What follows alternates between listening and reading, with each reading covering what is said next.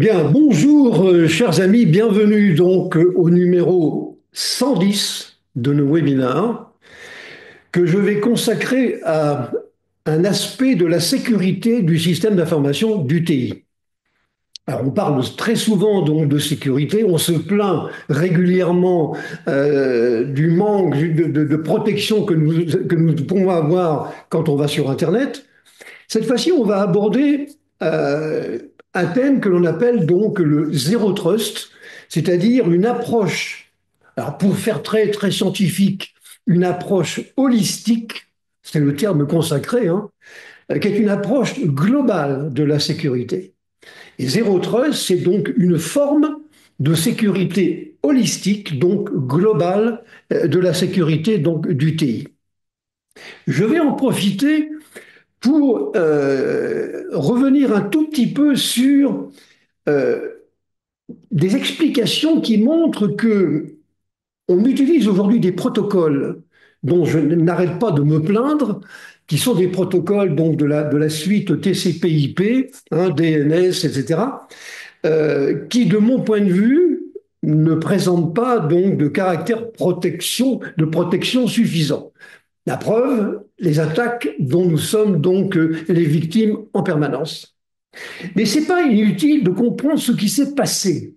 Parce qu'en fait, tout s'est joué, en gros, dans les années 70-80, avec des initiatives qui avaient été prises au Royaume-Uni en particulier, là où a été créé le premier, on va dire, premier véritable réseau privé de commutation de paquets, hein, mais également en France, avec des technologies, donc toujours autour de la commutation de paquets, en même temps qu'aux États-Unis, commençait à naître le réseau ARPANET. Et là, il y a eu une espèce d'affrontement entre, disons, des chercheurs qui ne cherchaient pas de la même manière, hein, ou plutôt qui ne trouvaient pas les mêmes choses en même temps.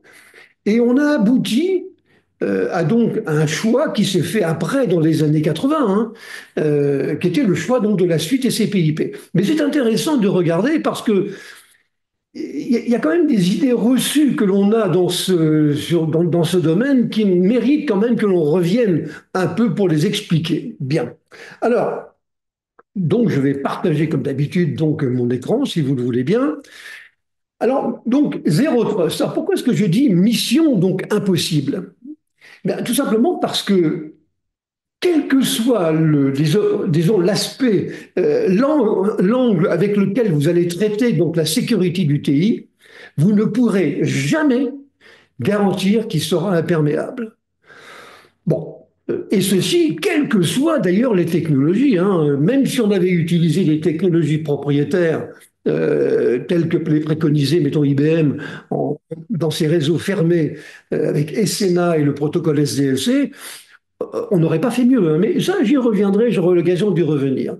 Donc, mission impossible, parce qu'on ne peut pas demander l'impossible aux responsables de TI. On fait ce que l'on peut avec les protocoles donc, qui sont les nôtres. Alors, je reviendrai donc sur la guerre donc, des protocoles et je vais faire une espèce de petit retour arrière pour opposer la suite TCP/IP, hein, une suite donc orientée dite datagramme, c'est-à-dire en fait le datagramme étant un message ou un paquet dans lequel vous avez des informations qui permettent de cheminer dans le réseau, on va dire les adresses sources et adresses destination.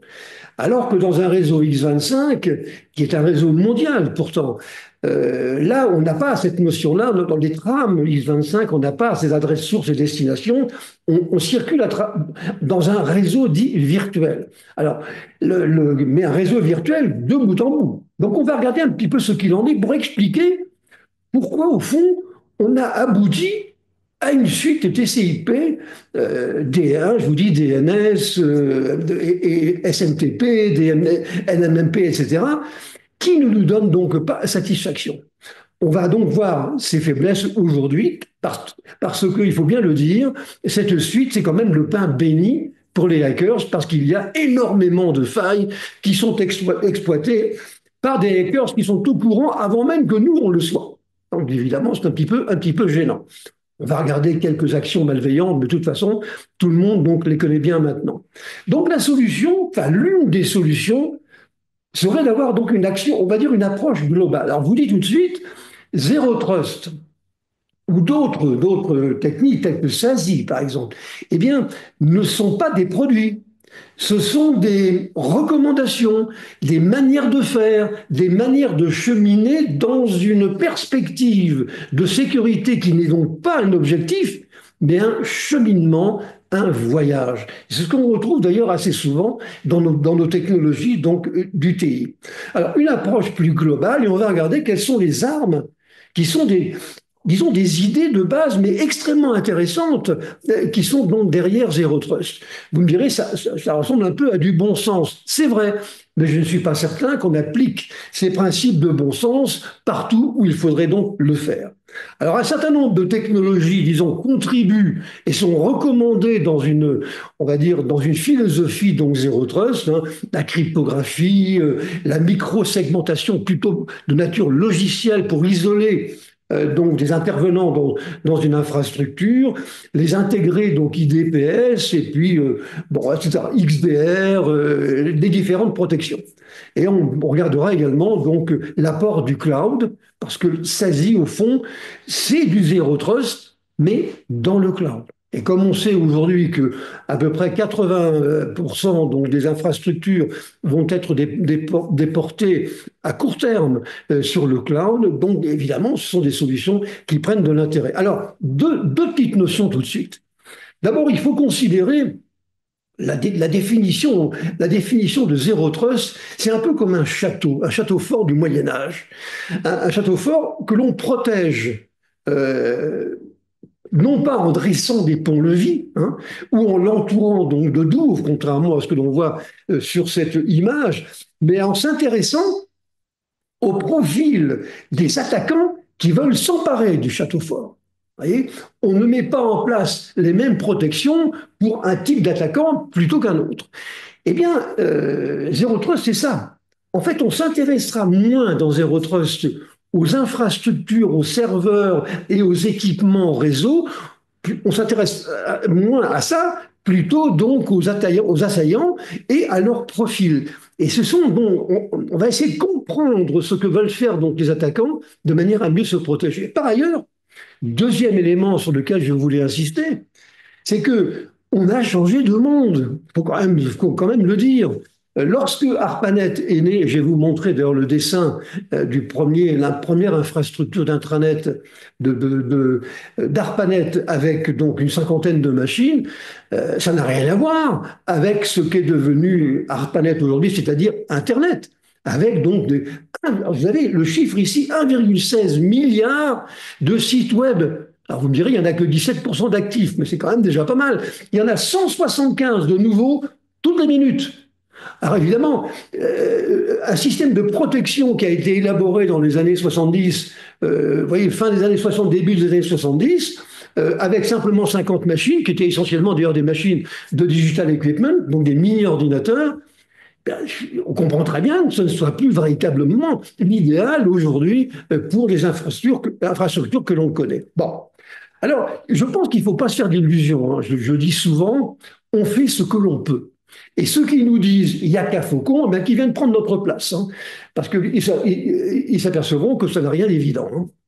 Bon, moi je crois que les faiblesses d'Internet, ça vient autant de l'architecture, donc des protocoles, que l'on peut contester, c'est ce que je fais en permanence, hein, autant de l'architecture de ces protocoles que on va dire, de la manière de les mettre en œuvre. Vous pouvez avoir un protocole extrêmement performant, mais si vous le mettez mal en œuvre, vous allez créer des failles donc de sécurité très importantes. Il ne faut pas non plus confondre un système tel que, c'est ce qu'on dit d'ailleurs souvent, hein, un système tel que Internet qui est un système ouvert. On se branche, on se connecte, bon, c'est ouvert à tout le monde. Pas comparer ça, du point de vue sécurité, avec un système fermé tel qu'est celui d'IBM, avec SNA et son protocole, donc protocole HDLC, que l'on peut vaguement de loin un peu comparer avec IP, hein. On ne peut pas les comparer. Le nombre de connexions n'est pas le même. On pouvait faire des choses, on peut faire des choses avec SNA qu'on ne peut pas faire dans un réseau Internet. C'est pas possible. D'abord, Internet doit accepter un grand nombre d'équipements on va dire, d'origine différente. Lorsqu'on est dans SNA, on est avec des machines IBM ou compatibles IBM. Donc, quand on dit, c'est vrai que RAC-F, qui était le système de protection sécuritaire d'IBM, était quelque chose de pratiquement inviolable. En tout cas, il n'y a pas eu beaucoup d'exemples de pénétration indue et non autorisée. Mais on n'est pas dans les mêmes contextes. Donc, il ne faut pas non plus comparer ce qui n'est pas comparable. Je pense qu'il n'y a pas de solution miracle, hein. Et en plus, alors aujourd'hui, il faut quand même savoir ce que l'on veut. Vous savez, globalement, je dirais que X25, si on prend le protocole de commutation de paquets X25, était un protocole qui était relativement sécurisé, mais il était lent. Et il est toujours lent. Alors que TCP/IP, c'est un peu une passoire, c'est vrai, mais par contre, il est quand même beaucoup plus performant. Alors, il a une certaine tendance, c'est vrai, on va dire, à saturer les bandes passantes et à s'effondrer, dans certains cas, hein. Mais c'est ça la grande différence, hein. Sécurité du côté d'X25 et performance du côté de TCP/IP. Vous ne pouvez pas, aujourd'hui en tout cas, avoir l'ensemble. On ne peut pas avoir ces deux qualités aujourd'hui. Alors, on aurait peut-être pu faire un meilleur choix dans les années 80. Alors, je pense que X25, sur lequel je reviendrai, hein. X25 qui a été abandonné, donc les réseaux a été abandonné c'était en 2012-2013. Je pense qu'on n'aurait pas fait mieux. Ou alors il aurait fallu probablement le transformer. Alors on prend souvent l'exemple également d'ATM. ATM, sauf que ATM était fondé sur un mécanisme, on va dire, et très performant, c'est vrai, mais mécanisme de commutation circuit. Un peu comme la téléphonie, si vous voulez. Or, ça, c'est parfaitement incompatible avec un usage partagé de ressources sur la planète. Donc, ATM n'aurait jamais pu exploiter, enfin, être utilisé normalement dans un réseau Internet tel qu'on le connaît maintenant. Bon, bien. On l'a dit, hein, les volumes donc, ne sont pas les mêmes, d'autant plus que les acteurs ne sont pas les mêmes non plus. Dans les années 70-80, et vous n'étiez pas né, vous, à cette époque-là, hein, mais dans les années 70-80, on connaissait les clients. C'était des usagers normaux. Aujourd'hui, vous avez affaire à on va dire, à un manque de sécurité ou à des attaques au niveau des États. On est dans on va dire, dans une situation d'attaque permanente entre les États, les hackers. On est vraiment en plein dedans. Donc évidemment, ce n'est pas du tout la même chose que ce qu'on a connu auparavant. Les Russes, les Chinois et les Coréens du Nord passent leur temps maintenant à nous attaquer. Bon, c'est pas du tout pareil. Par ailleurs, on avait arrivé le dark web. À l'époque, autrefois, il fallait être performant et compétent pour développer, on va dire, des systèmes qui avaient la capacité de pénétrer. Maintenant, c'est plus la peine. Maintenant, vous allez dans le dark web, sans être nécessairement être un prix Nobel de la programmation, eh ben, vous avez la possibilité d'acquérir des systèmes que vous n'êtes même pas obligé d'héberger chez vous, hein. Vous pouvez les faire héberger dans le cloud et vous attaquer comme ça. Ouais, on est aujourd'hui lundi, après le week-end, c'est parfait. La fin de semaine, comme on dit au Québec. Voilà, ben, je vais attaquer telle compagnie d'assurance. Comme ça. Vous voyez, c'était pas du tout la même chose donc à cette époque-là. Je vous dis, le TI, à cette époque, avait encore un côté un peu magique, un peu mystérieux. Maintenant, ce sont des machines, de l'électronique, du métal. On n'a plus cette admiration non justifiée que l'on pouvait avoir par rapport à une technologie qui était quand même, en fait, qui avait quand même une aura à ce moment-là. Bon, donc en plus, actuellement, on voit arriver l'intelligence artificielle qui nous permet pas, mais qui nous aide à attaquer ou peut-être à mieux comprendre. Donc c'est pas du tout donc la même chose. Alors je pense que aujourd'hui, pour arrêter sur cette idée que il faut tendre vers une solution qui soit totalement donc protectionniste, je pense qu'il y a deux solutions. Soit vous vous connectez à rien du tout, comme le font les militaires. Et là, vous êtes tranquille, normalement, il ne va rien se passer, mais vous n'êtes pas connecté. ou alors il faut appliquer on va dire des règles draconiennes de comportement qui, même si elles sont pénalisantes, hein, et c'est le cas justement donc de Zero Trust et puis de SASI, donc on va dire le Zero Trust sur le cloud. Donc ne nous faisons pas d'illusions, hein, le métier, on va dire, de sécurité est encore un métier qui a de belles années devant lui. Alors, la guerre des protocoles, simplement pour rappeler un peu comment ça s'est passé, hein. On est donc dans les années 70-80, c'est là où tout s'est joué avec aussi au début des années 80 avec en 83-85, c'est là où tout s'est joué et le choix a été fait autour donc de TCP/IP. Je rappelle que la commutation de paquets, c'est donc une technologie de transmission dans laquelle on découpe les messages, les fichiers, tout ce que vous voudrez, en petits morceaux qui soit vont suivre un chemin préétabli, c'est ce que fait X25 dans un circuit virtuel, soit eh bien, chaque nœud va décider du chemin suivant. Hein, parce que justement, ce sont des datagrammes dans TCP/IP et dans les adresses IP, vous avez l'adresse source et l'adresse destination. Et donc, vous avez on va dire chaque paquet hein, que vous trouvez dans un message, dans un fichier, va vivre sa vie propre. Hein, voilà. Donc, c'est pas du tout la même chose. Hein. Alors, cette notion de commutation de paquets, elle a été inventée, on ne le sait pas souvent, en 1965, au moment du premier compilateur COBOL de Madame Grace Hopper. Donc, vous voyez, c'est pas un truc qui est sorti donc avant-hier. Hein. C'est quelque chose quand même qui est très ancien. Alors, à l'époque, la véritable opposition, elle se faisait entre quoi et quoi? Eh bien, entre la commutation de circuit telle que la pratiquaient donc les téléphonistes, et puis, on va dire, la commutation de paquets donc, qui commençait donc à arriver.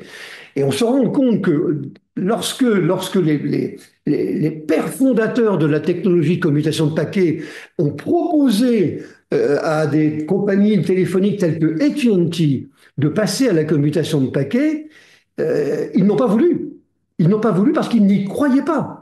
Pour eux, il n'y avait qu'une seule solution possible et envisageable, c'était la commutation de circuit. Alors, par ailleurs, il y a eu un autre affrontement qui s'est un petit peu superposé à celui qui opposait, on va dire, des protocoles tels que X25 et TCP/IP. C'était l'opposition entre les références, entre le modèle OSI cher à Zimmerman et on va dire, la représentation TCP/IP. Il n'y a pas de correspondance. Enfin, c'est pas non plus des étrangers, mais il n'y a pas de correspondance biunivoque comme on le dit en mathématiques. À savoir, bien OSI est décortiqué en 7 niveaux, TCP/IP c'est 4 niveaux, c'est pas tout à fait pareil. Donc pas tout à fait la même chose. Alors, il y a eu une guerre, hein, parce qu'on voulait absolument tout standardiser. Et ce qui est étonnant, c'est que le gouvernement américain a imposé le modèle OSI et a donc exigé que TCP/IP, tel qu'il commençait donc à apparaître, donc avec ARPANET, eh bien, soit conforme avec l'OSI. Alors vous me direz, c'est pas ça qui va nous empêcher d'exister. Mais on voit bien quand même qu'il y avait beaucoup, on va dire, d'intervenants à l'époque qui se mêlaient aux discussions et qui voulaient donc essayer d'imposer donc leur solution. Alors, il fallait converger donc vers OSI et la première version donc le TCP donc, a été formulé en 1974 et on la doit à deux personnages très importants qui étaient Bob Kahn et donc Vinton Cerf. OSI, on en parle encore aujourd'hui, mais il ne faut pas, je veux dire, ça ne m'empêche pas de dormir, hein, après tout, qu'il n'y ait pas de correspondance exacte entre les niveaux TCP/IP et OSI. Bon, c'est pas très gênant. Il faut savoir simplement de quoi on parle. Hein. Quand un développeur intègre donc une API de communication de paquets, il faut simplement savoir ce que fait l'API. Maintenant que ça corresponde exactement au niveau machin, au niveau truc, bon, je ne crois pas que ce soit véritablement ce qui est de plus important. Bon, alors, la grande décision a été de choisir le protocole qui allait donc équiper ARPANET.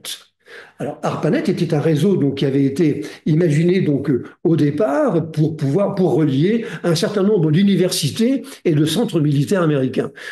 C'était pas du tout avec l'idée de faire un réseau avec 4 milliards de bipèdes connectés, hein, c'était pas ça. Donc, au début, ils ne savaient pas trop quelle serait donc la solution. Il y avait différentes solutions qui pouvaient exister. Alors, les chercheurs autour d'ARPANET étaient en lien avec d'autres chercheurs dans d'autres pays, en particulier avec la France, avec Louis Pouzin, par exemple, et avec donc Ronald Davis, qui était un petit peu le père, qui était le père donc on va dire, des réseaux de commutation de paquets, qui est un Britannique. Et de tout cela, finalement, eh bien, a abouti une suite qui a été donc TCP/IP, euh, qui a été adoptée, qui a été adoptée pas par tout le monde, mais a été implémentée progressivement dans ARPANET, qui a commencé donc à vivre sa vie. Alors, ce qui est curieux dans cette affaire, c'est qu'en fait, le gouvernement américain et la plupart donc des grands organismes voulaient normaliser tout ça, mais et donc était à la limite assez d'accord avec des solutions qui étaient en dehors de TCP/IP. Mais c'est le marché, c'est-à-dire les fabricants d'autocom, les fabricants donc de frontaux de télécommunications qui ont imposé donc les solutions de TCP/IP, de sorte que le modèle EUSI et puis d'autres solutions qui pouvaient exister, eh bien, n'ont pas survécu. Et c'est donc TCP/IP qui s'est imposé. C'est l'industrie donc qui l'a imposé. Alors, on fait souvent une comparaison entre X25 et TCP/IP. Alors, je l'ai déjà un petit peu donc évoqué, hein. TCP/IP n'a un contrôle ne dispose pas d'un contrôle, enfin plutôt il a un contrôle de flux extrêmement limité, un contrôle d'erreur qui est très limité. En fait, ils sont donc ce contrôle d'erreur et ce flux se fait aux deux extrémités donc, de la connexion. TCP/IP est un réseau passif. Ce qu'on lui demande, c'est que lorsque je me connecte à une ressource, eh bien la ressource me répond. Et donc il est passif, mais il va répondre, quitte à ce qu'il ne soit pas protégé par des barrières qu'il aurait fallu donc établir. Ça, c'est une caractéristique importante. Par ailleurs, X25, dans la mesure où ce que préconisait donc à l'époque Louis Pouzin, donc était un petit peu le papa de cette technologie, eh bien, donc X25 utilise ce qu'on appelle des circuits virtuels. Donc c'est au fond, lors d'une connexion, la communication, elle est établie une fois pour toutes dans un circuit. Mais ce n'est pas un circuit physique, comme on le ferait avec de la commutation physique, la commutation circuit donc, et la téléphonie, mais c'est un circuit virtuel, d'accord. Mais il ne sort pas de ce circuit virtuel.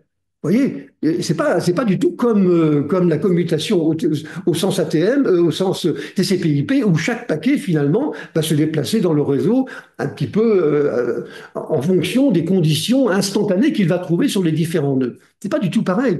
Et en plus, donc X25, il émet les paquets dans l'ordre. Très important, parce qu'avec TCP/IP, ce n'est pas le cas. Ou plus précisément, les paquets arrivent à destination parfois d'une manière très aléatoire. Donc, d'une part, ils n'arrivent pas dans l'ordre, et deuxièmement, il en manque, éventuellement. Parce que le réseau TCP/IP est conçu de telle manière que chaque nœud peut redemander donc une émission si son correspondant, le nœud suivant, n'a pas répondu suffisamment vite. Vous voyez, ou s'il y a eu des erreurs. Donc, il peut se passer plein de choses, mais à l'arrivée, il va falloir reconstituer donc on va dire l'organisation et l'enchaînement donc de ces paquets qui vont constituer un message ou un fichier. D'ailleurs, le reséquencement des messages est une technologie qui est utilisée par les hackers, hein, qui s'insinuent dedans pour mettre des paquets qui n'ont rien à voir avec le contexte. C'est une technique qui est très utilisée. Bon, alors, grande différence, ça c'est plus un détail, donc les algorithmes de routage ne font pas partie de la norme X25, hein. On ne cherche pas à connaître le trajet des données parce qu'il est établi par un circuit virtuel. Bon, il y a des normes électriques là-dedans. Par contre, les systèmes d'adressage sont relativement proches l'un de l'autre et d'une norme qui est la RFC, donc 1236, donc complètement différent, hein. Alors je pense, pour terminer là-dessus, je pense que X25 ne serait pas adapté donc aux besoins actuels parce qu'il était beaucoup trop lent. Et d'ailleurs, on voit encore, en France par exemple, certaines banques le contrôle des cartes bancaires se fait encore sur, sur des réseaux de type commutation de paquets à la mode X25. Et vous pouvez demander aux banquiers et aux différents commerçants, ils sont furieux parce que c'est très lent, ça marche mal. Bon, c'est évidemment une technologie qui n'a pas été, on va dire, améliorée dans le temps. Elle a été, en gros, a été abandonnée depuis les années donc 2012. Quant à ATM, il aurait donc jamais marché. Alors, on fait une distinction, je vous le rappelle, mais je pense que vous le savez, une distinction entre ce qu'on appelle les datagrammes et les connexions, donc les liaisons sans connexion. Alors, ça veut dire quoi? Datagramme, ça correspond à TCP/IP, c'est-à-dire que chaque paquet qui passe dans le réseau eh bien, possède une adresse source, une adresse destination, et il se débrouille pour sauter donc de nœud en nœud. Par contre, dans un réseau sans connexion, eh vous n'avez pas ça. Un réseau de type X25 est justement donc un protocole donc avec connexion, puisque là vous avez un lien virtuel qui est établi donc une fois pour toutes. Donc c'est pas la même chose. Un réseau donc avec ou sans connexion et datagramme. Datagramme étant donc typiquement donc une forme de communication qu'on trouve aujourd'hui dans TCP/IP. Alors au départ, ARPANET, je rappelle que ARPANET a été mis en œuvre par des personnages tels que Vinton Cerf et puis un certain nombre d'autres. ARPANET, donc commutation de paquets, donc je rappelle ici donc le principe que je viens de vous évoquer donc à l'instant. Euh, L'ambition d'ARPANET était quand même assez extraordinaire. Contrairement à ce qui se passait avec des réseaux de type SNA IBM, le réseau devait être indépendant du système d'exploitation. Alors qu'avec le réseau IBM, c'était MVS ou c'était tout ce que vous voudrez, DOS, VSE, on était dans un monde purement IBM.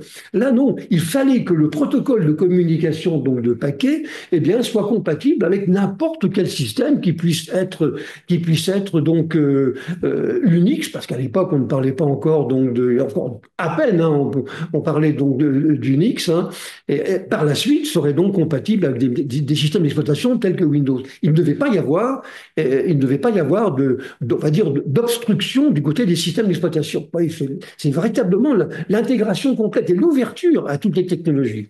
C'est donc un réseau donc, de commutation de paquets dès l'origine. Je vous ai dit, c'est un mode passif parce que ARPANET, comme l'est d'ailleurs aujourd'hui Internet, eh c'est un réseau qui est à l'écoute, on va dire, des candidats donc, à la communication. Il est à l'écoute.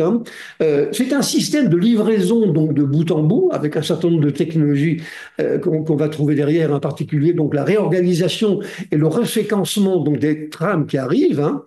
La suite TCP/IP qui le caractérise aujourd'hui, donc elle a été finalisée donc en 1983, ou plutôt, elle a commencé à être finalisée en 1983 avec des partenaires, et donc en particulier avec Louis Pouzin, qui a joué un rôle très important, et qui lui était un peu le pape d'un réseau qui s'appelait Cyclade. Et vous trouvez dans TCP/IP et réseau ARPANET, et donc maintenant Internet, vous trouvez quand même un certain nombre d'idées qui ont été véhiculés et imaginés donc par Louis Pouzin. Bon, dans sa version 3 de 1978, c'est en 1978 donc que TCP a été coupé en deux et est devenu TCP, si j'ai fait la référence aux I, de niveau 4 et puis avec IP qui lui est un protocole de niveau 3. Donc c'est en 1978 que ce découpage donc, a été effectué. Alors, j'ai voulu vous montrer pour un petit peu montrer à quel point donc les mondes sont différents. Vous avez ici donc sur la partie gauche, vous avez ici donc l'architecture du premier réseau, des premiers réseaux donc ARPANET. Ça c'est la version donc de mars 1977. Et quand vous regardez bien, donc en gros vous avez une cinquantaine de machines, mais ce que vous trouvez là-dedans, c'est essentiellement des PDP qui sont donc des mini-ordinateurs de Digital Equipment, qui est une compagnie qui avait été créée dans une distillerie à Boston ou Boston, donc aux États-Unis. Il n'y en avait pas des milliers. Et en plus, c'était pas des grosses machines, c'est pas des mainframes.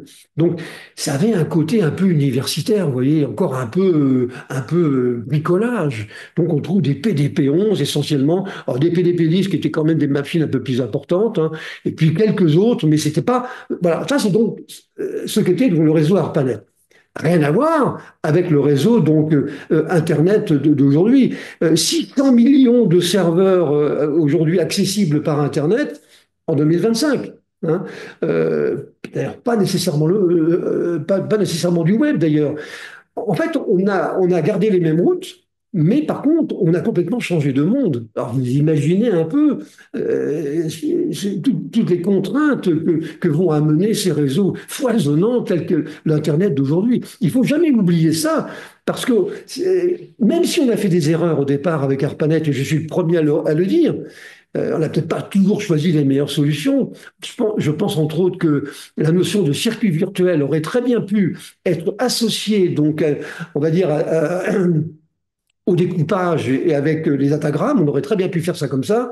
Ça n'a pas été le choix qui a été fait. Je pense que c'est dommage, mais ça se comprend. Alors bon, ça a été comme ça. Et puis, je vous le disais tout à l'heure, le rôle quand même, et on va dire l'influence donc de l'industrie et des fabricants a quand même été relativement importante. D'ailleurs, on notera une chose, c'est que IBM et les grands de l'époque, sauf Digital Equipment, étaient assez éloignés de cette technologie, donc ARPANET et TCP/IP. Digital Equipment a été le numéro 2 des fabricants.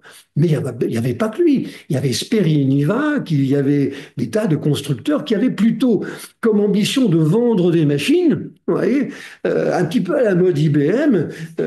C'était pas tout à fait pareil. DEC avait un rôle quand même un petit peu donc particulier, et on oublie toujours qu'il a été le numéro 2 au monde parmi les fabricants donc, de machines. Alors, je vous ai rappelé ici, mais là, je ne veux pas revenir là, sur les caractéristiques, parce que si ça vous intéresse, vous pouvez donc télécharger le PDF de cette présentation, ce qu'est donc TCP/IP avec un certain nombre de codes, et entre autres le code SYN, qui est le champ du numéro de séquence qui contient la valeur de début de connexion. C'est ce qui va permettre donc de synchroniser par un système de handshaking, donc de poignée de main, deux nœuds entre eux. Hein. Donc ça, c'est important. Je vous ai mis également donc, le fenêtrage TCP, où on voit que euh, dans une technologie TCP/IP, un nœud qui va émettre, eh bien, n'attend pas d'avoir l'accusé de réception de son destinataire pour en émettre un autre. Disons qu'au bout d'un certain temps, il envoie un autre paquet et un certain nombre de paquets. Donc, un nœud va pouvoir envoyer, donc, c'est ce qu'on appelle le windowing, hein, ou le fenêtrage, qui permet donc de mieux utiliser la bande passante des réseaux. Parce que pour des raisons très variées, il est possible que le destinataire, il fait autre chose, il n'a pas envie de répondre. Mais pendant ce temps-là, vous risquez de bloquer la liaison. Vous voyez, donc là, non, c'est pas le cas. Si vous utilisez donc ce système de fenêtrage, eh bien, vous êtes moins sujet, on va dire, disons, à blocage de ce type-là. Bon, et donc, euh, au fur et à mesure de l'arrivée donc des accusés de réception, chacune des mini-communications va être validée. C'est un système qui est très intéressant et qui est paramétrable, puisque on va dire le nombre de paquets émis, donc il est paramétré. Hein, et ça fait partie donc des éléments que vous pouvez donc indiquer dans votre connexion. C'est une fenêtre glissante très intéressante, hein, et qu'on trouve donc dans TCP/IP. Bien. Maintenant, du point de vue sécurité, TCP/IP, c'est quand même le pain béni donc pour les gangsters, hein, euh, parce que toutes les briques que vous avez dedans, elles sont vulnérables. Voilà. Euh, la découverte, par exemple, de l'infrastructure d'un réseau TCP/IP, je veux dire, c'est d'une facilité biblique. Hein. C'est d'ailleurs le principe même des systèmes, donc des systèmes passifs. Hein. On peut très facilement dresser la liste des adresses IP associées à des services. Vous avez même des services de cloud qui vous donnent une cartographie à jour hein, de tous les sites IP avec les services qui sont dedans. Si vous avez envie de vous amuser, ah ben, vous pouvez attaquer tout ça à vos risques et périls quand même, et je ne le recommande pas. Bien. Mais en tout cas, c'est pas compliqué. Faire la cartographie donc d'une infrastructure TCP/IP, c'est très facile. On accède par ailleurs à un service qui lui-même peut avoir des vulnérabilités. En fait, c'est pas tellement le réseau qui nous intéresse. Ce qui nous intéresse, c'est mettre la pagaille, éventuellement, hein, et mettre la pagaille chez le destinataire. Bon, alors pour y arriver, donc, je fais une cartographie TCP/IP sur une adresse IP donnée, eh bien, je vais avoir un certain nombre de services qui vont être ouverts. Ça, je le sais facilement. Et je suis informé par ailleurs que pour chacune de ces applications, eh bien, il y a un certain nombre de failles. Bon, eh bien, je vais pouvoir utiliser des logiciels malveillants qui vont exploiter ces failles et donc en même temps donc, sur le réseau TCP/IP. C'est du pain béni pour les attaquants, hein. Alors, la meilleure solution, ça aurait été de passer sur IP 128 bits, alors qu'on était sur IPv4, donc 4 x 8, 32 bits. IPv6, c'est 128 bits. Malheureusement, plus de 10 ans après son introduction, hein, eh bien, il n'y a encore aujourd'hui que 36% des sites professionnels, hein, qui sont passés donc à IPv6. La raison est simple, c'est que c'est pas neutre.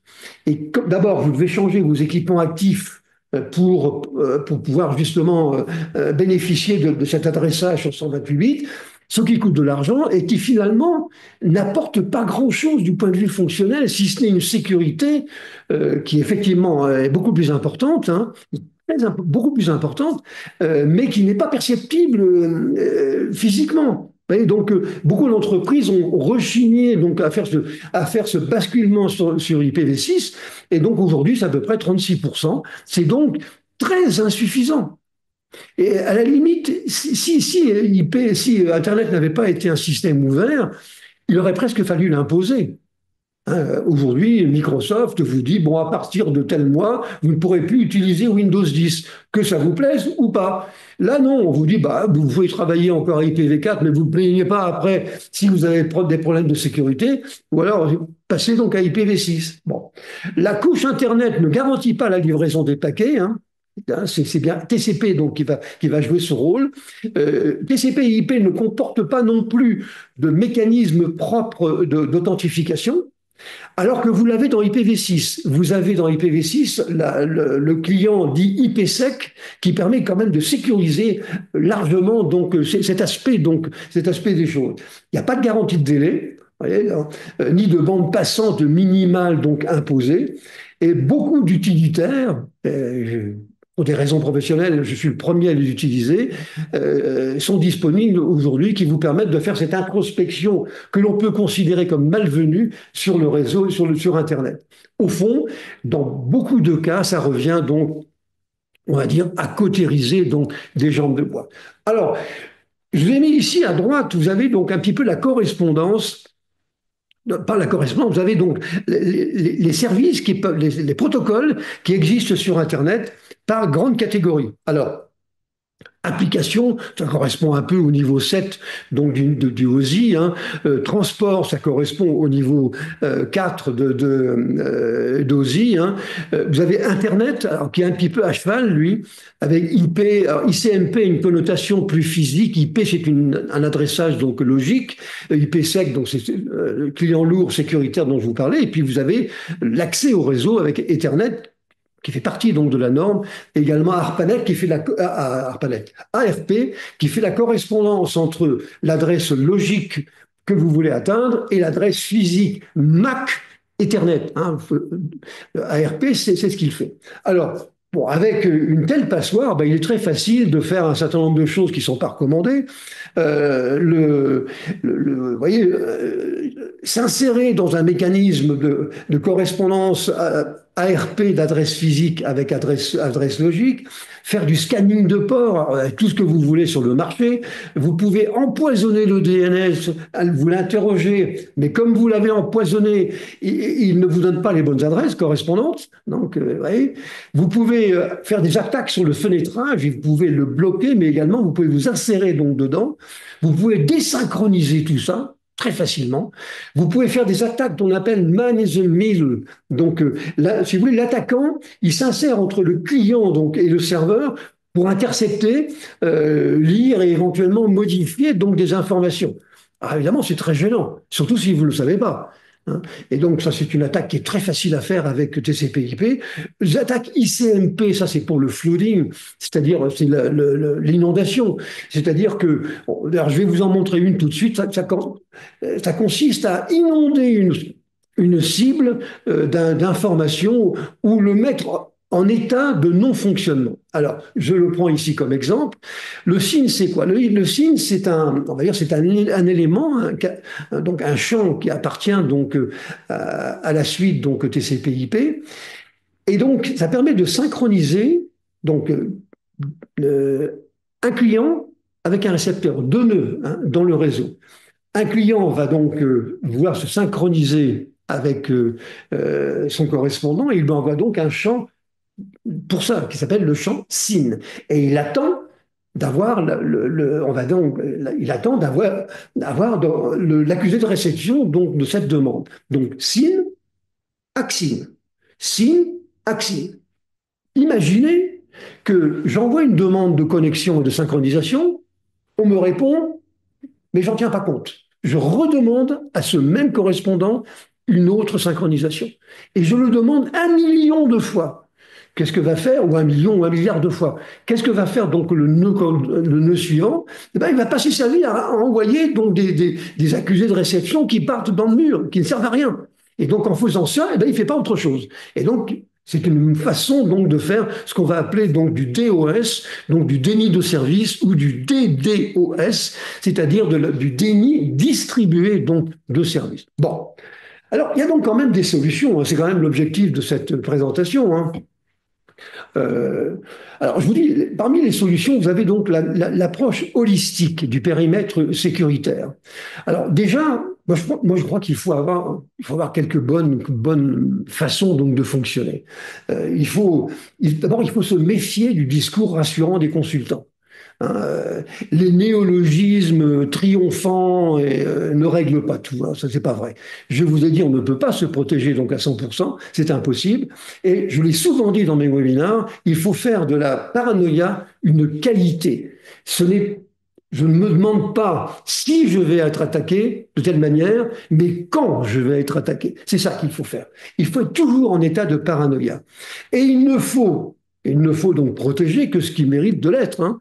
Et d'ailleurs, Zero Trust est très bien armé pour ça, parce qu'il s'intéresse donc aux attaquants, plus qu'aux infrastructures. Et donc, on va protéger ce qui méritera donc d'être protégé. On isolera donc les données et les ressources sur lesquelles on va fonder notre activité. Donc, on est en plein dans la segmentation. La caractéristique de la segmentation voulue par Zero Trust, c'est que c'est une segmentation plutôt logicielle plutôt que matérielle. Donc, un élément qu'on retrouve souvent. Je vous ai dit IPv6 plutôt que IPv4. Investir dans les technologies de chiffrement et les appliquer dans les domaines clés de l'entreprise, hein, la messagerie, etc. Je ne comprends pas aujourd'hui que moins de 5% des utilisateurs ne chiffrent pas leur message. Alors, ils sont les premiers à hurler quand on leur envoie un message sans autorisation. C'est ce que nous interdit de faire, ce que moi j'appelle une stupidité qui est RGPD. Mais d'un autre côté, alors, ils pourraient très bien se protéger en chiffrant les communications, ils ne le font pas. C'est un peu compliqué, alors qu'il y a plein de logiciels de messagerie qui le permettent, hein. Outlook le permet, il y en a beaucoup, mais on ne le fait pas. On a un peu l'impression qu'on va surcharger les communications et que ce n'est pas une bonne chose. Bon, donc moi, j'investis dans les technologies de chiffrement. Alors, ça ne résout pas tout, hein, c'est certain, puisqu'on peut les casser. Mais en général, disons que c'est quand même, disons, une protection donc, de bon niveau. Je traite correctement les problèmes d'authentification dont j'aurai besoin. Ça sera l'une des pierres fondamentales donc, de Zero Trust, hein. Savoir authentifier les attaquants et les utilisateurs et les clients, et donc utiliser des techniques telles que IAM, qui sont des intégrés d'authentification. Voilà. Donc ça en fait partie. Vous voyez. On est plutôt, on va dire, du côté attaquant utilisateur plutôt que du côté donc, des ressources. on impose une charte de comportement. Hein, c'est pas pour orner les murs du bureau, mais ça, je l'ai dit également très souvent, parce que moi, dans mes propres équipes, combien de fois j'ai pu piquer des crises de nerfs parce que avoir des machines qui étaient ouvertes à la disposition de n'importe qui, sous prétexte qu'on était dans notre propre infrastructure Ethernet, je dis, c'est quand même n'importe quoi. Enfin, c'est très facile de pénétrer. Donc, il faut avoir un comportement qui soit, on va dire, encadré par une charte comportementale et pas uniquement donc pour orner donc les murs du bureau. On appliquera donc quand les éditeurs publient donc des patchs, il faut les mettre en œuvre. Alors, il est arrivé, on l'a dit, hein, il est arrivé que certains patchs, eh bien, ont mis la panique. Alors, c'est pas bien de la part du fournisseur, mais en général, ce sont des bons professionnels. Ils ont testé ce qu'ils préconisent et il faut les appliquer. Hein, on le fait d'une manière courante et on remet pas ça, donc on fait pas preuve de procrastination. On remet pas donc au lendemain la mise à jour d'un patch que je peux faire aujourd'hui. On met les bonnes personnes au bon endroit. Hein, je dis, la responsable de sécurité, c'est pas un gestionnaire, c'est un technicien, c'est un programmeur système. C'est quelqu'un qui connaît bien les arcanes et les protocoles de communication et quelqu'un qui connaît également le codage, hein, et qui saura comprendre les protocoles qui sont véhiculés par les différents équipements actifs que l'on trouvera dans le réseau. Hein. Encore une fois, la sécurité, ça ne consiste pas uniquement donc à protéger donc le management, qui n'est pas très important en l'occurrence, hein, parce que lui aussi doit se conformer donc aux contraintes. Alors c'est peut-être pas toujours évident à faire, mais bien, il faut aussi leur imposer donc les mêmes règles et puis donc appliquer donc on va dire des principes de hacking éthique, à savoir utiliser les mêmes outils que nos attaquants, s'équiper donc des mêmes outils, mais les mettre en œuvre quand même dans des environnements quand même isolés. Voyez, donc il y a quand même un certain nombre de règles qu'il faut appliquer. Je suis pas certain que ça soit courant. La plupart du temps maintenant, on sous-traite cette fonction. Moi, je pense que c'est une erreur de casting absolument tragique. Hein. Alors, ce qu'on appelle l'approche holistique, c'est donc une approche globale. On dit, ça, on va dire qu'un un zéro trust ou un SASI, c'est plus, on va dire, une manière de se comporter qu'un produit. Bien sûr, on aura un ensemble de produits, mais globalement, c'est plutôt une façon d'être, une façon de se comporter. C'est pour ça que j'ai rappelé un tout petit peu ce qu'était donc une charte comportementale. Alors, qu'est-ce qu'on va trouver dans une approche holistique? Je rappelle que holistique, c'est une approche globale. Hein, complète, et pas simplement petit bout par petit bout, parce que là, à ce moment-là, on n'y arrivera jamais. Vous savez, on fait souvent une opposition entre une approche de type best of breed, c'est-à-dire que je vais prendre la meilleure solution pour traiter tel problème, mais si j'ai 50 solutions, 50 produits qui traitent correctement leur domaine, après, quand il faut communiquer entre eux, là, ça ne marche plus. Donc, moi, je préfère avoir quelque chose peut-être un peu moins performant, mais qui soit plus global, et donc d'où l'approche holistique. Alors, qu'est-ce qu'on va trouver là-dedans? Ben, vous allez trouver des technologies telles que dans les réseaux, vous allez trouver les technologies de type WAN, hein, donc de Wide Area Network, c'est-à-dire des réseaux donc étendus. Vous allez avoir la diffusion de type CDN, la diffusion de contenu et l'adressage par les contenus et non pas donc par des adresses de type IP, par exemple. Vous allez trouver des technologies de type optimisation, donc WAN. Vous allez trouver des technologies sur le cloud de network as a service, c'est-à-dire donc le réseau, c'est plus vous, c'est lui, c'est le cloud. Simplement, vous avez un équipement terminal qui vous permet de vous connecter, et donc du réseau en tant que service. Vous allez vous heurter à des problématiques d'équipement actif, c'est-à-dire des routeurs, du DNS en tant que service. Hein, voyez, donc un certain nombre de technologies comme ça, et vous trouvez bien sûr donc Zero Trust qui englobe donc cet ensemble. Vous allez trouver des outils de détection de faiblesse, de protection de données sensibles. Encore faut-il se mettre d'accord, d'ailleurs, sur ce qu'on appelle les données sensibles, des opérations de courtage de sécurité, ce qu'on appelle les CASB. Donc, c'est-à-dire, ce sont des services qui sont sur le cloud et qui vous garantissent votre sécurité à vous. Et donc, c'est des systèmes qui sont bien faits, hein. Bon, etc., etc. Vous en avez donc tout un tas, et entre autres, les pare-feux, les techniques de protection avancée de type ATP. Bon, c'est un ensemble de technologies. Hein, c'est pas, et qui sont, on va dire, reliées par une manière de les aborder, qui est une manière holistique et globale. Et non pas best of breed, élément par élément. Ah, évidemment, c'est un peu frustrant parce que, on va dire, il existe des solutions toutes faites aujourd'hui. Et donc, on a un peu l'impression de se faire forcer la main. Moi, j'aurais préféré, pour traiter tel truc, avoir telle solution. Oui, c'est un peu frustrant, mais je pense que c'est une approche, en tout cas, qui, à mon avis, est tout à fait donc crédible. Alors, bon, je vous ai rappelé également ici donc les quelques néologismes qu'on trouve là-dedans, et en particulier donc le SASI, donc qui est la prise en charge de tous les événements du TI dans le cloud, en particulier les éléments sécurité. Vous trouvez donc l'aspect XDR, qui est la prise en charge de tous les éléments TI, qui est un système intégré, alors que SASI, lui, intégré chez vous, hein, alors que SASI, lui, il est sur le cloud. DFIR, ce sont les événements légaux qui sont liés aux anomalies. Bon, simplement pour rappeler un tout petit peu les néologismes donc, que l'on manipule dans ce monde. Alors, la philosophie donc de Zero Trust, elle est expliquée ici. Le principe de Zero Trust, c'est de n'avoir confiance en personne.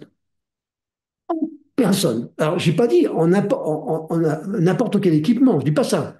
J'ai confiance en personne, y compris mon président qui veut se connecter. Par principe, il va faire n'importe quoi. Ce qui, entre nous, d'ailleurs, est assez fréquent. Donc, j'ai confiance en personne, hein, et tous les composants que je vais trouver là-dedans sont hostiles. C'est donc pas une technologie, mais un concept d'architecture on va dire, qui est dédié au renforcement de la sécurité pour accéder aux ressources et aux services. Vous voyez, on est bien du côté accès aux ressources. Ça, c'est fondamental. Et donc, la démarche, elle consiste à quoi? Ben, on va essayer de réduire la confiance que l'on a par défaut que l'on va accorder aux utilisateurs. C'est un comptable, donc il n'y a pas de problème. On peut y aller. Vous voyez, nous sommes le président, donc bon, on peut y aller. Mais c'est pas comme ça qu'il faut faire. Il faut dire, on n'a pas confiance en lui. Et ce n'est pas péjoratif, et ce n'est pas non plus nier sa qualité, c'est pas du tout ça. Mais c'est un bon moyen, quand on a une approche donc plus globale comme ça, c'est un bon moyen de se protéger. Voyez. Alors, les protections périmétriques qui sont maintenant de plus en plus intégrées, eh bien, elles ne disparaissent pas pour autant, mais on va dire que le cœur de mes préoccupations se déplace des équipements vers les utilisateurs avec une approche donc globale.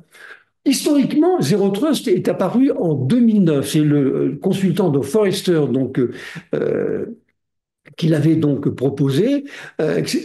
Dès le départ, c'était donc on va dire une philosophie de mise en place d'outils et de règles pour qu'un utilisateur ne puisse accéder qu'aux seules applications et données auxquelles son statut lui donne le droit. Vous voyez. Alors c'est là on va retrouver le principe du moindre privilège, etc. Dans le futur, moi je vois très bien ça remplacer des technologies de type VPN ou intégrer les technologies de type VPN ou le PAM, c'est-à-dire la gestion du moindre privilège, c'est-à-dire interdire à quelqu'un de dépasser le privilège qui lui est accordé. Là, c'est quelque chose de vraiment très global, avec de nombreux prestataires qui sont donc présents. Alors qu'est-ce qu'on va trouver on va dire, dans cette philosophie donc zéro trust globale, on va dire, eh bien, de la vérification d'identité avec authentification multifacteur, mais aussi de la biométrie. Pourquoi pas, hein. Vous allez trouver des contrôles donc de device, donc d'équipements, avec des contrôles par exemple spécifiques dans le domaine de la santé ou de la distribution, et puis une gestion donc de ces équipements. Vous allez trouver des outils de sécurité spécifiques réseau, de la micro-segmentation, vous allez trouver le principe du moindre privilège, vous allez retrouver tout ce que vous connaissez aujourd'hui. Mais la différence fondamentale, c'est qu'on se préoccupe on va dire, se préoccupe de l'usager et que l'utilisateur va exploiter ses ressources dans un certain cadre qu'il ne pourra pas dépasser. Vous voyez, on s'intéresse à l'utilisateur. En termes de sécurité des données, par exemple, on fera du chiffrement, on fera de la prévention donc, pour les pertes de données. C'est on va dire, un kaléidoscope donc, de solutions qui nous permettent normalement de bien nous protéger. Et l'expérience montre, et c'est pour ça que j'ai tenu à faire ce webinaire, que beaucoup d'entreprises aujourd'hui s'intéressent à ça. Et donc, forment, on va dire, leurs usagers à cette philosophie, et ça donne des résultats qui sont très bons. Hein. Je préfère avoir une approche comme ça, en particulier pour les données, que cette stupidité d'RGPD, alors, je vous choque peut-être en disant ça, hein, mais pour pratiquer ce truc-là au quotidien, je veux dire, franchement, c'est horripilant. Hein. Donc, moi, je préférais avoir une solution de protection intégrée dans la philosophie Zero Trust plutôt que de faire du RGPD. Cela dit, on peut intégrer aussi des principes RGPD dans Zero Trust. Hein. Bon, pourquoi pas. Alors, les principes, on va au minimum dans un Zero Trust, on aura donc trois éléments. Une politique d'usage des identités très strictes avec des contrôles d'accès qui sont réglementés, la micro-segmentation qui va être définie donc par logiciel, et puis donc l'usage d'un périmètre qui sera défini donc par le logiciel, donc cette fameuse micro-segmentation plutôt que le matériel. On s'intéressera donc moins aux ressources matérielles qu'aux utilisateurs. On s'intéressera à l'environnement d'usager, au trafic qui aura besoin d'être chiffré ou pas, au contexte, à son rôle, à son profil, à son emplacement également, hein, son emplacement géographique, hein, et puis les données que l'on va véhiculer. Donc on va s'intéresser à ça. On fera une surveillance permanente. On accédera, on se, on se basera, on va dire, sur un accès donc du plus faible niveau de privilège nécessaire pour réaliser une tâche. Par exemple, si mon président me demande d'accéder hors contrainte au fichier des employés, je lui réponds non. Alors évidemment, il va me mettre à la porte, mais au moins, je n'aurai pas dérogé à la règle qui est la mienne. Il n'a pas à rentrer dans un fichier comme ça sans protection. Voilà, il n'a pas. C'est là, justement, l'un des personnages les plus dangereux qu'on peut trouver donc dans l'entreprise. On ne fait pas de différence entre les contrôles internes et externes. Tous sont suspects dans une approche donc Zero Trust.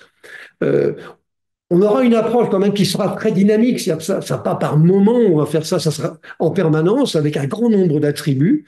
Hein. On va donc analyser un grand nombre de paramètres en permanence tout le temps et pas par vacation, donc ce sera quelque chose de permanent.